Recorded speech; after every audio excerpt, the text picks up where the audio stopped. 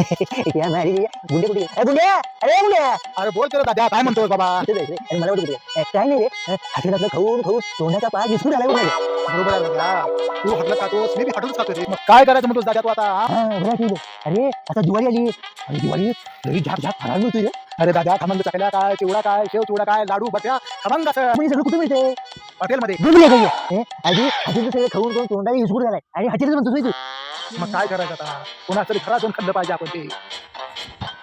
अरे दादा गुंड्या, अरे अरे कोणत्या गहन विषयावर चर्चा चालू आहे मला पण कळू द्या.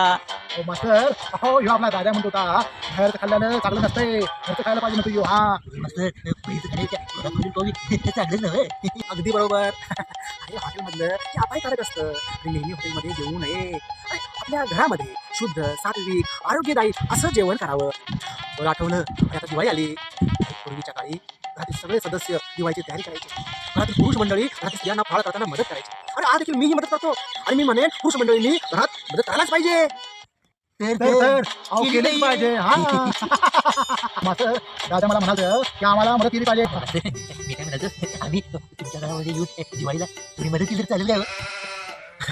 अरे मग बरंच की तुम्ही जर मला मदत केली तर माझं काम हलकंच होणार आणि जाताना थोडं फराळ करून जावा.